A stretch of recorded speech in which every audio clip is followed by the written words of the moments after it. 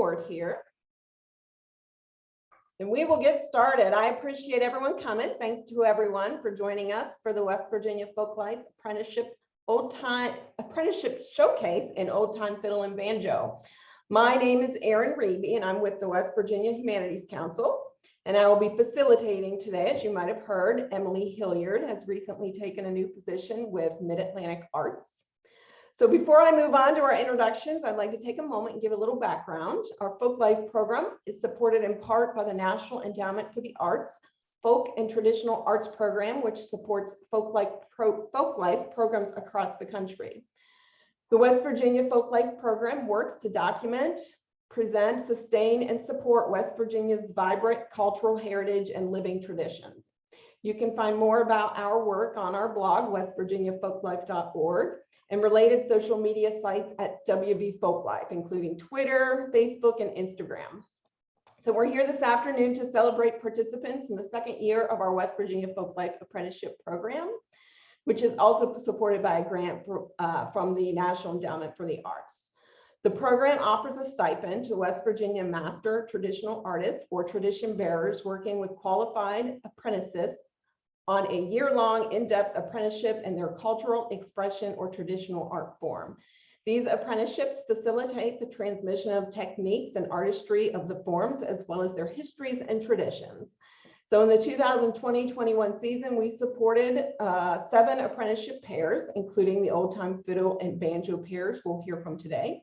And the others include seed saving and storytelling, home birth midwifery, traditional Appalachian herbalism, sheep to shawl, the art of raising sheep and creating fiber arts, and forest farming. So here to moderate our showcase today is Travis Steinling.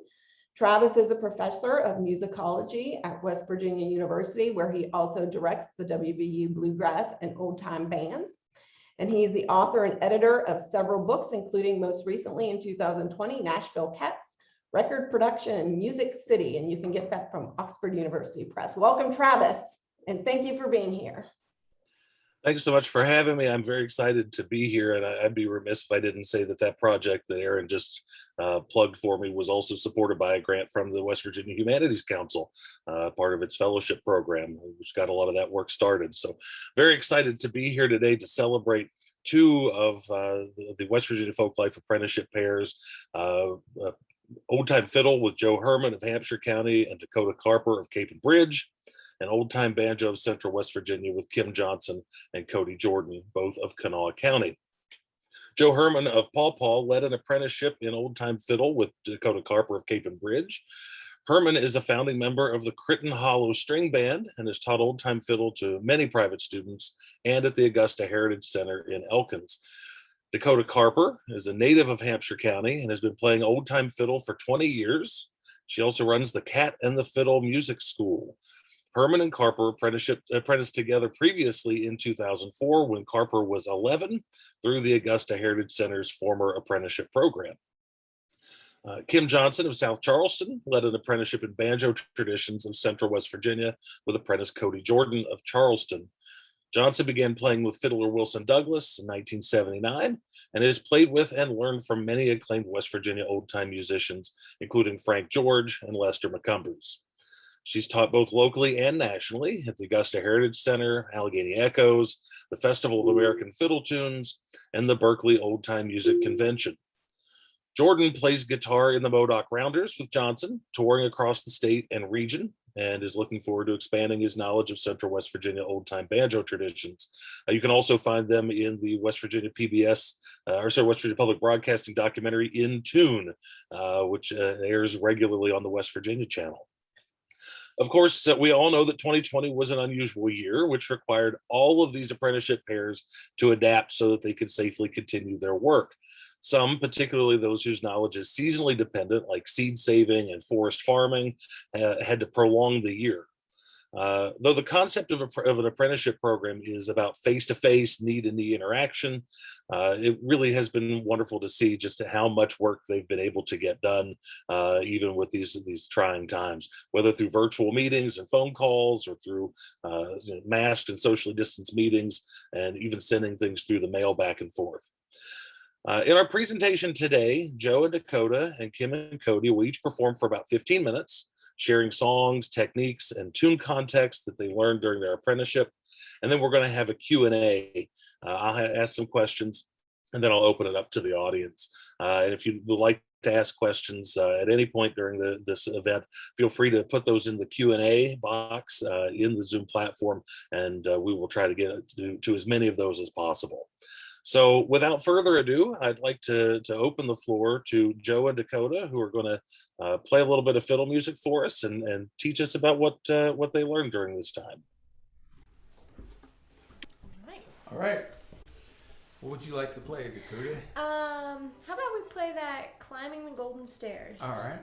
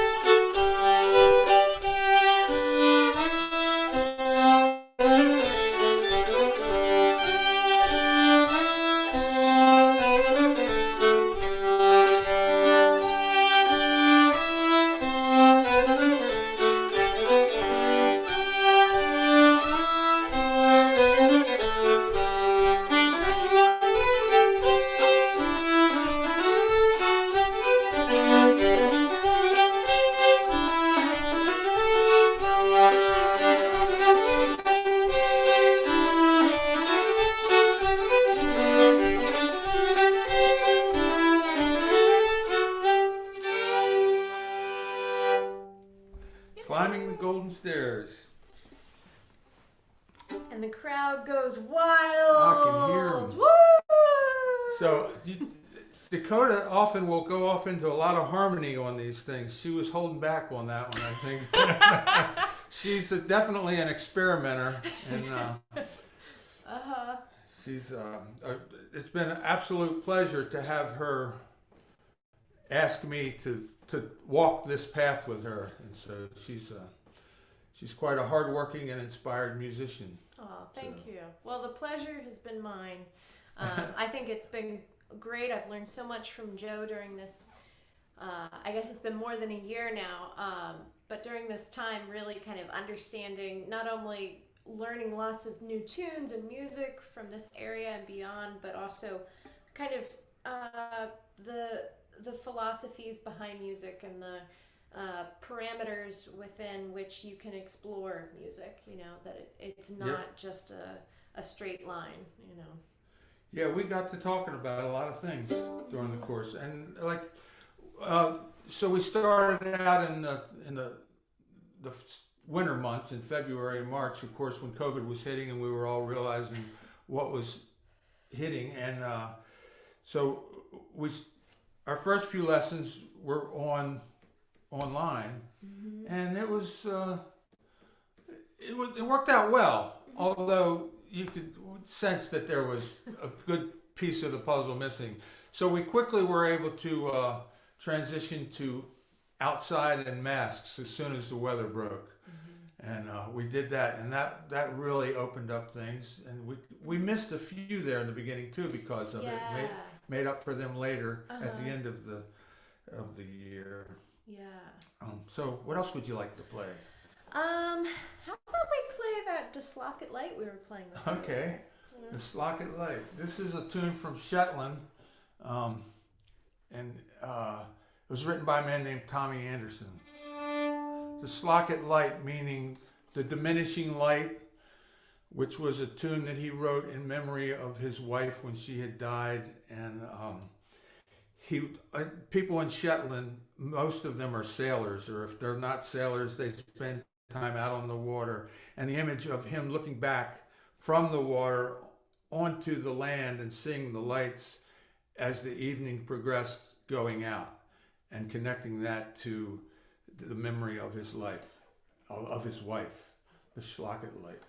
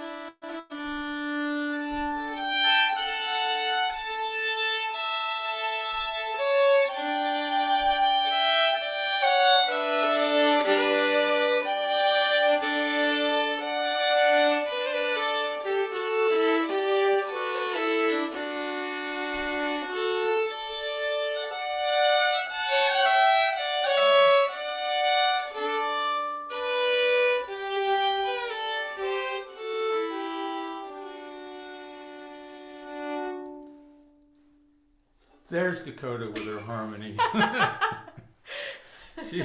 she can invent those things on the spot, evidently, or else she stays up late at night.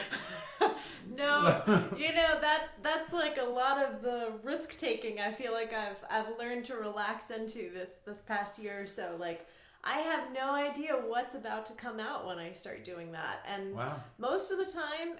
Well, I don't know if most of the time. Some of the time, it turns out well. I'd say most. Most. Well, when you're with me. Yeah, when I'm with you. And yeah, so that's been a fun thing. Just learning that it's okay to make risks in this music, and if it goes bad, that's not a reflection on myself as a human. Very good. Right. That's a good lesson. Yeah. So I was thinking maybe next year I'd apply as an apprentice and have Dakota apply as the master. Maybe we could. I'll teach you all the same tunes.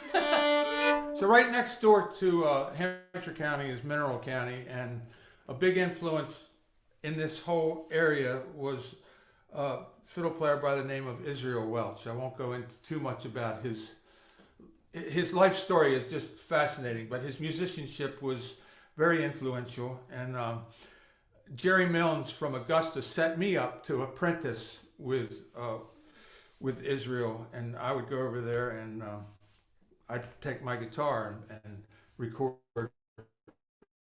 his tunes and talk with him, and it was just an amazing experience.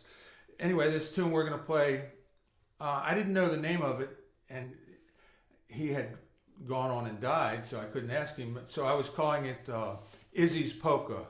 It turns out, I found out from a friend that it's a popular tune around Prince Edward Island, where Israel spent World War II as a radio man. and he took his fiddle up there and he came back with fiddle tunes. So the tune up there it's actually called the Crooked Stovepipe, but we'll stick with Izzy's polka / Crooked Stovepipe.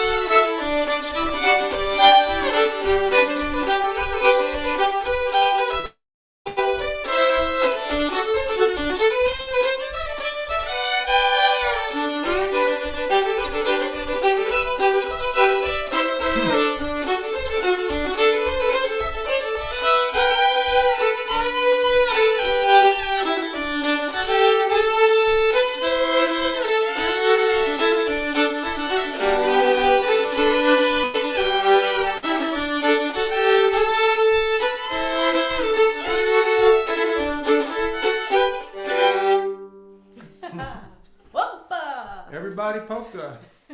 So, should we pass it on now? I think we got Who's time for keeping one. track of time? I'm keeping track of time. I think we have time for one more tune if you'd like to do that, and then we'll pass on over to Kim and Cody. Yeah, we'd love to do that. And I'll ask Dakota, what would you like to play? How about we play that Rocky Palette? Okay. Here's a tune called Rocky Palette. It just comes from recordings of the Skillet Lickers, who recorded in the earlier part of the last century. The Skillet Lickers. This one's called Rocky Palette.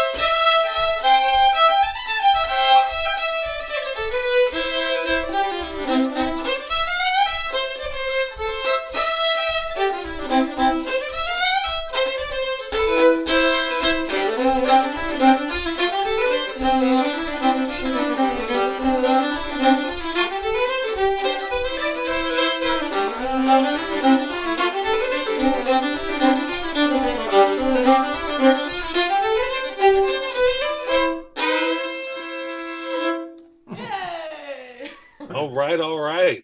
All right. That was fantastic. Thank you, Dakota and Joe. Thank you, guys. We'll come back to you with some questions here in a little bit. Now I'd like to turn the floor over to Cody and Kim. They're going to play some banjo for us. So the floor is yours.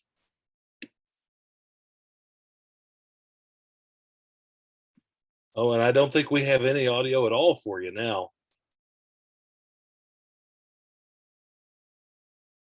Now it says you're muted. I got nothing.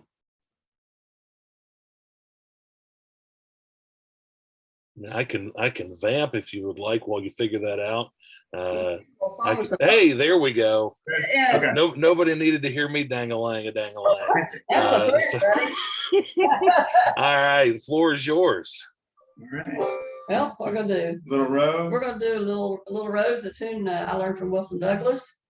It's a little bit of an odd sort of sound, and Cody does a good job on Thank you. it. I learned from the best. So, well, I don't.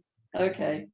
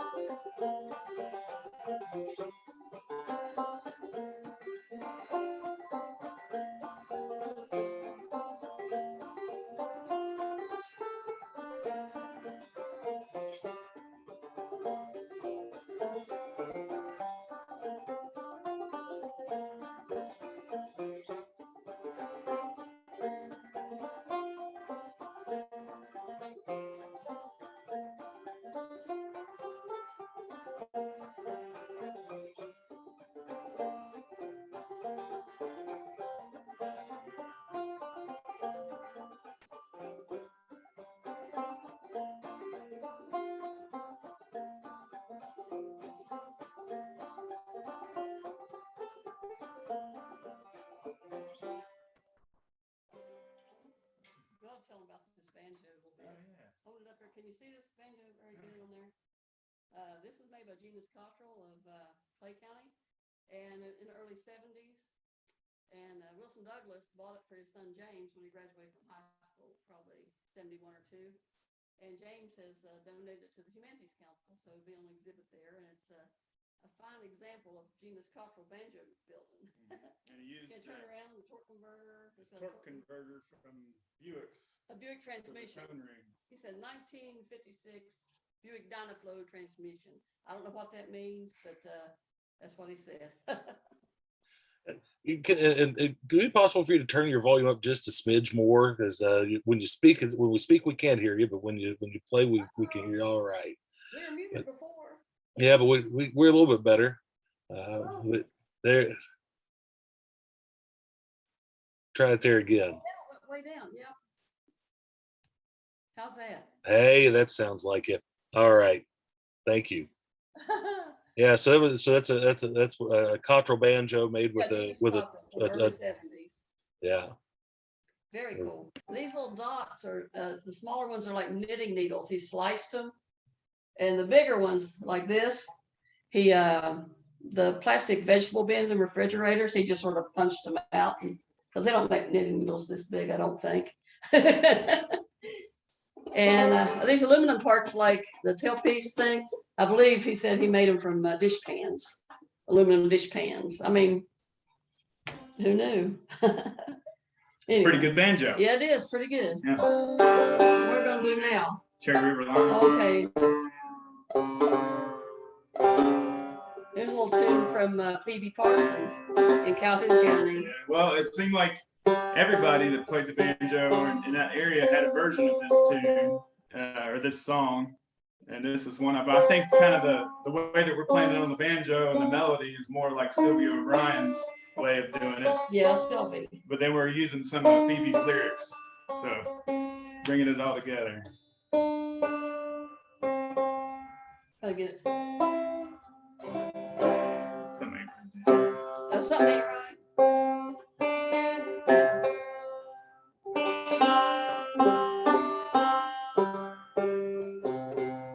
And it seems like every banjo tune has a different tuning associated with it. So we got to spend some time getting in the right tuning. All right, That's here we close go. enough. Okay. There's your little Cherry River line. Phoebe and Sylvie. Yeah.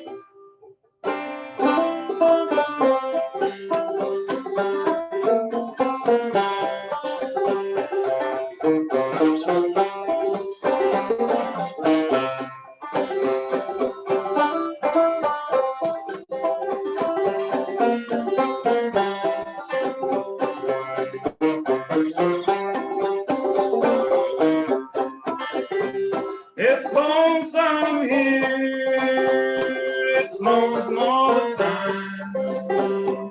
It's lonesome on that cherry, cherry.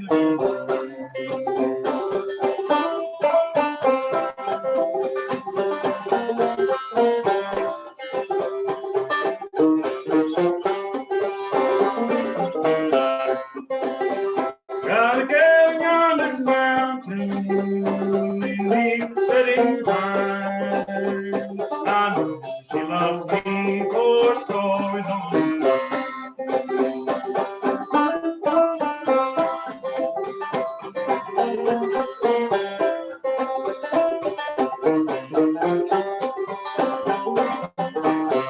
the last time I seen that girl, she had a friend last her hand. Their troubles for tonight.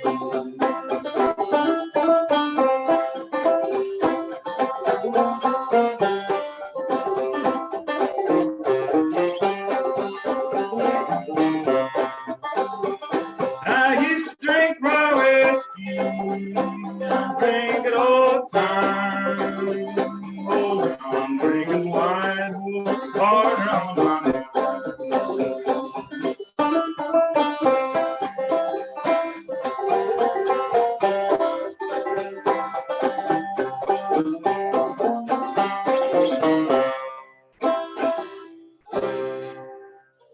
This is a banjo workshop, but I can't take credit for the singing. It was already a natural. You wouldn't want to take a credit. natural talent of Cody to sing that good. So Yeah. that was just an added bonus for me. Well, it seems a lot of when you're talking about banjo traditions, a lot of banjo traditions involve singing, you know, Yeah. as opposed to fiddling, where it's mostly tunes. There's lots of songs associated with the banjo. Mhm. Um, I'm just not a singer. right. But anyway. Yeah. What else can we say about that? Well, Kim, speaking of Phoebe, and like everybody had a totally different version of that. It seemed Yeah, like Phoebe's yeah. version of that, the melody and the tuning and everything else was different. And it didn't take me it'd probably take me longer than the apprenticeship lasted to figure out what tuning she was using and how exactly she was playing it and everything. But You could do some of that Phoebe Parsons style banjo. yeah. Do it. Do a little bit. They'll, Well, they'll like that. Phoebe had an interesting She had lick an on her. interesting sword. Yeah. I mean, I can't do it. I can't do it. Cody worked this out. It's down.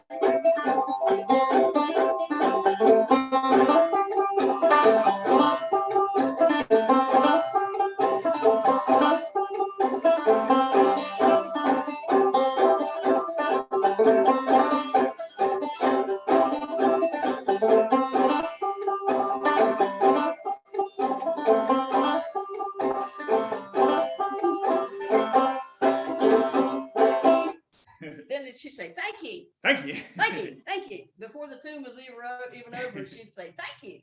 Yeah. And that'd be more. That's kind of like a dance style, you know. You could do a good flat foot to that. I need to be your apprenticeship on that.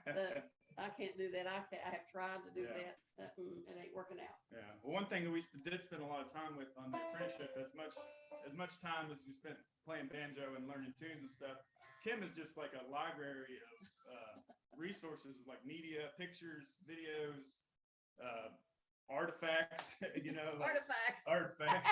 Yeah. And so, you know, we spend a lot of time just sharing that stuff and just, you know, watching old videos of feet. Yeah. And that's kind of how I picked up that lick, just watching videos of her playing that. Mm-hmm. I don't play it exactly like her, but that's as close as I can get it. So Pretty yeah, good to me. we spent a lot of time doing things like that. And I think that was a huge benefit for me. Well, I learned a lot that way. I'm glad to share, man. Yeah. I gave it to a worthy person. Thank you. We're gonna do a little. Well, so Cody, if I can interrupt, just to be clear, so are you doing almost all the melody with your thumb then? No, it's Or down and up. So yeah, it's down and up? It's Okay. an up thing. I couldn't get the up thing. you catch some of it going down and then some of it going back up. And then that on that second part where it goes like ding ding ding, that's all the thumb. That's Ding, ding ding ding. Very cool. We've had a lot of fun with this apprenticeship, I gotta say, and I'm sorry. COVID put somewhat damper on it, but we did the most we could. We're gonna do the mother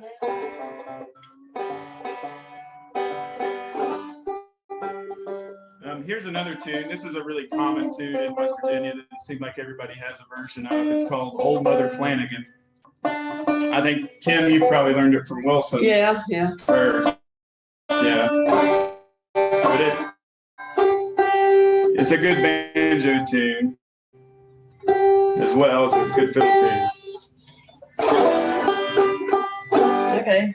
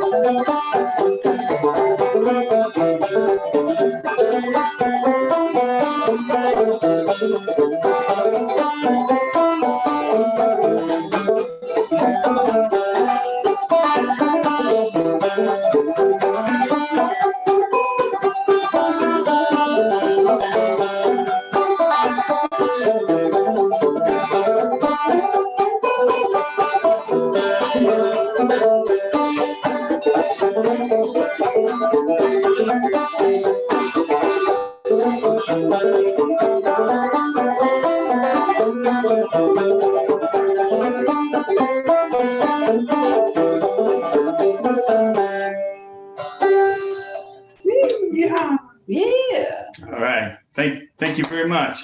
Are we done? I think I mean Are we done? that's about all we've got. If we're ready Or we for. can show Frank's artifact if Yeah. they got extra time. Or I don't know. Yeah, well, we do have some questions, and again, if the folks who are in attendance want to ask a question, please feel free to put that in the Q&A section of the little Zoom window there, and I'll do my best to get to those as well. But I do have some questions for kind of all four of you here.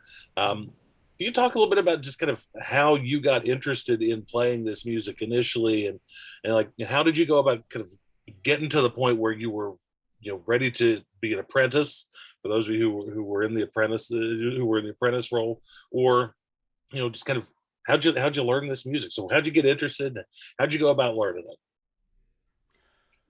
Somebody go first.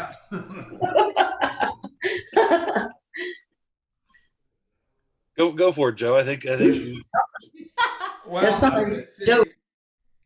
I moved to West Virginia in 1974, and I had been playing music. At that time, I was 23 or 24 years old, and I had been playing music since the age of 11 or 12. And I had no idea about fiddle music, but I played all kinds of folk music and even rock and roll. And when I moved to West Virginia, I had one acoustic guitar.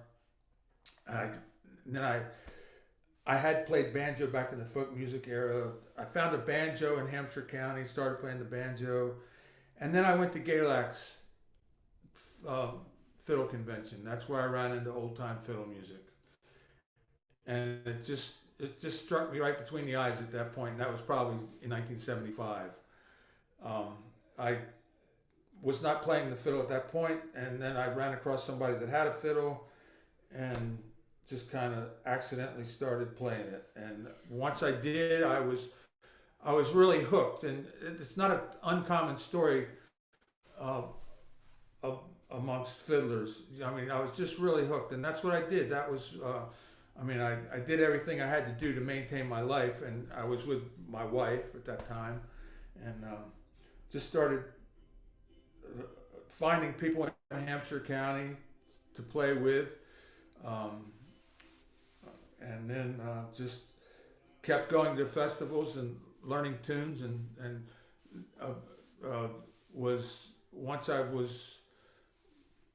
after a few years of gaining proficiency, invited to teach at Augusta, and went to Augusta many times to teach banjo and fiddle, and that's where I got started. I would attribute that to going to Galac's. I think that was a pretty wonderful accident that you started playing fiddle, it sounds like. I could tell you the story, but that maybe for another time, how that accident happened. I've been around music just about as long as I can remember. My dad, he's a musician as well. He currently plays some banjo and fiddle, but when I was young, he was playing a lot of blues guitar, and so we just always had music going in the house. And so I kind of don't remember a time when I wasn't, even as like a little child, either singing or beating out a rhythm on something. And my parents tell a story of when I was maybe 3 or 4, climbing up on the windowsills in our living room, and we had like 4 big windows next to each other, and there was these strings on them, the old sashes for these windows, and I would move the windows up and down to different levels and then run across the windowsill, plucking them and making tunes that way. So when my parents saw that, they were like, okay, we need to get her an instrument, get her some classes. And so then Christmas, when I was 7, they got me my first fiddle, and I started taking lessons that next spring, beginning with a little bit of classical music. And not long after, maybe just within a couple of years or something, I did some classes with Joe, and my dad started picking up banjo at that point. And so we kind of together would go and begin exploring the world of like old time jams, and it's just been ever since then, like a new wonderful thing as I discover a new part of this music. Like, oh, jams are the best it could possibly be. Then, oh, a music festival, that's even better. And oh, getting to apprentice with Joe, that's the best. And you know, all of these things, it just gets better and better. So yeah, I think that I find the most joy in life when playing an instrument. So it just makes perfect sense that I would do an apprenticeship, or I would do whatever's next to keep playing music. Oh. That's great. Kim or Cody, do you want to tell us your old time music origin story? Well, I didn't really have any music in my family growing up at all, just stuff like Hank Williams records and stuff. But I always liked music, but I didn't never think about trying to play it till I went to the Glenville Folk Festival back in the early 70s. And I thought, well, I kind of like banjo playing. I like that, but I never did try it, and I finally got one, and I didn't know how to work it, And I met Wilson Douglas at one of the early Vandalias, maybe 79. And he said, "Will you come up to my house and I'll help you out?" So I went to his house and tried to play banjo with his fiddle, and it was a little strange way of doing it, but it worked out. And I played with him for a long time. And then when he passed away, I morphed over into Lester McCumbers because Lester was there, and he wasn't playing much, and ended up playing with him for a really long time, and also Frank George and Cody and Jesse. Jesse Pearson plays with the Modocs, and I'm really thankful these young guys are playing the music they are, because they're really carrying the tell your story now. Yeah, I was around music, but not like this kind of music growing up, and I played different types of music. It wasn't until we were probably in college when we kind of happened onto it, and going to the Vandalia gathering at Cliff Top and the Glenville Folk Festival and stuff. And then we ended up meeting Kim at an Appalachian Studies conference that Jesse and I were playing at. And Kim just jumped right in. We knew who she was, obviously, because we were big fans of West Virginia music. So she was like, "Hey, can I play with you guys?" We were like, yes, please do. So then that's kind of how we started playing. And then, over the years, we learned a lot from Kim. We've learned a lot from Bobby Taylor and just other people around in the area and in West Virginia in general. And I think that's one good thing that, this kind of musical community has going for it, is the people in it are super generous. And if you're interested, they will go out of their way to help you learn and show you what you want to know, and tell you the stories you want to hear, and everything else, and this apprenticeship is just kind of an extension of that, what we've been doing over the past several years. So. Yeah, we would do it anyway. Yeah, there's an apprenticeship or not, Yeah, but it was good. This apprenticeship was good because it kind of focused, Yeah. like we had kind of an area to focus on, and Yeah, instead of just ambling along. Yeah, we kind of had some goals to hit and stuff like that, So it was productive in that way, So yeah, that's about it. That's great. It reminds me of one of the definitions of ethnography that we use in academic circles. We call it deep hanging out, which is kind of. We've done a lot of that. That's right. That's right. Well, we do have a question from one of the attendees. This is from Mary Lynn Scheid up in Morgantown. She asks, "What have you learned about your relationship with old time music during the pandemic?"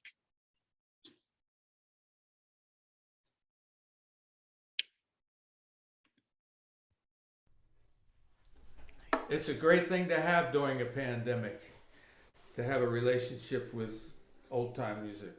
Yeah, just I don't know. What would I say? Just confirming that, yeah, this is a wonderful thing, and then you can play it during a pandemic or not during a pandemic.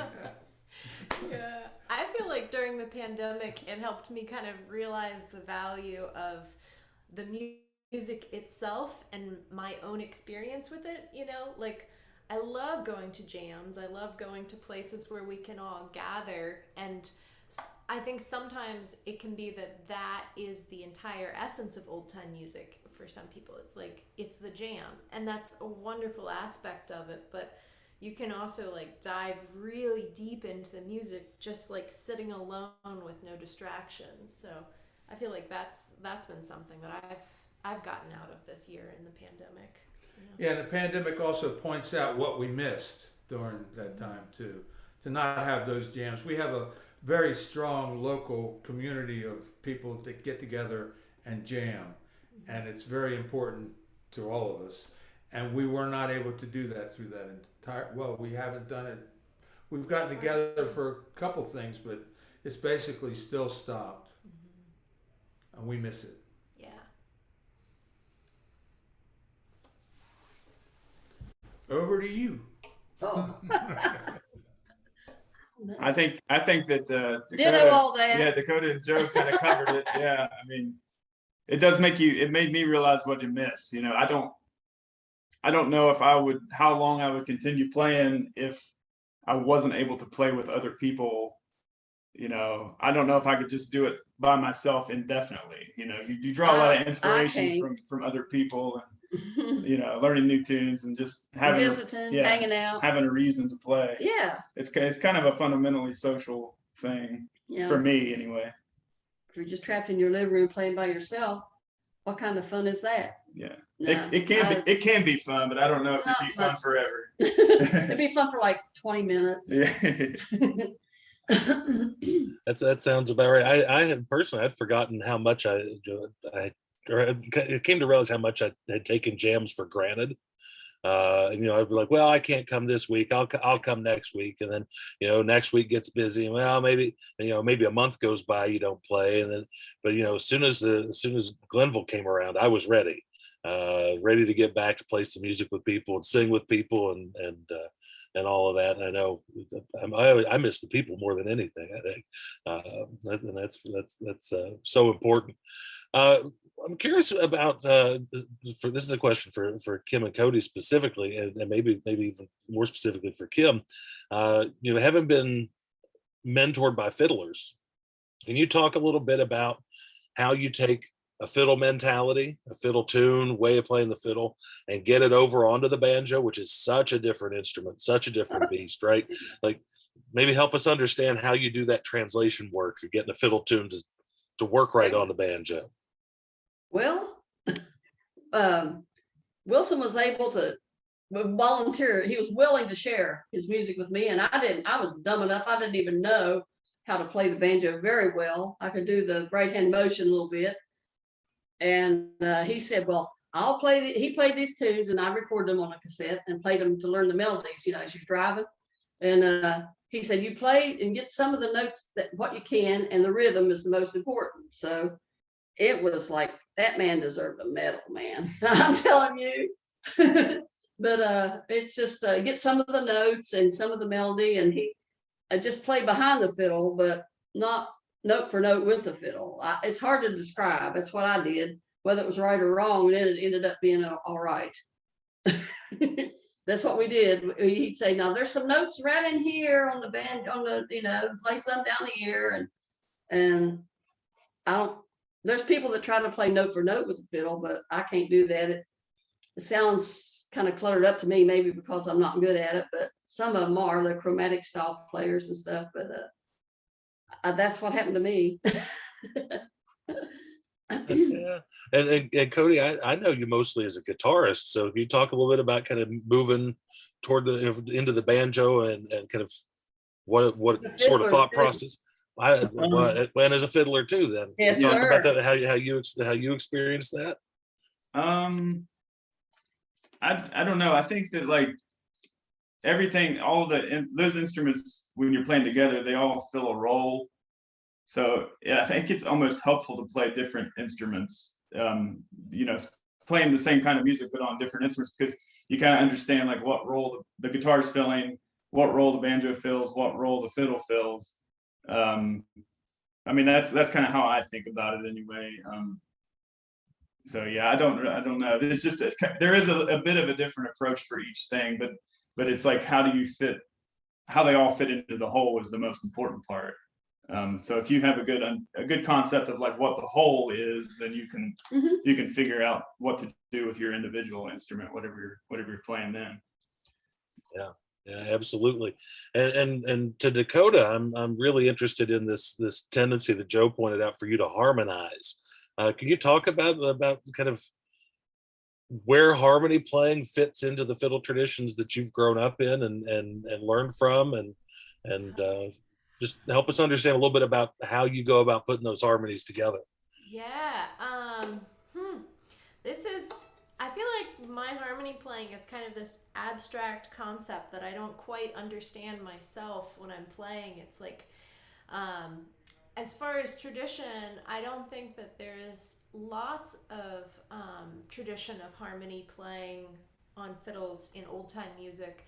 You will see some of this double fiddling happening, but more commonly, it's similar melodies are played. I think unison are played on the fiddle, and I don't know. I feel like I just love a full and deep, rich feeling when I'm playing, and by creating that harmony, I feel like I'm just tapping in a little bit to that experience, and so it often, I know the unison, I know the straight melody of a tune, and then I'll start with just a teeny bit of theory, like, okay, I know my one note, let's say it's a B.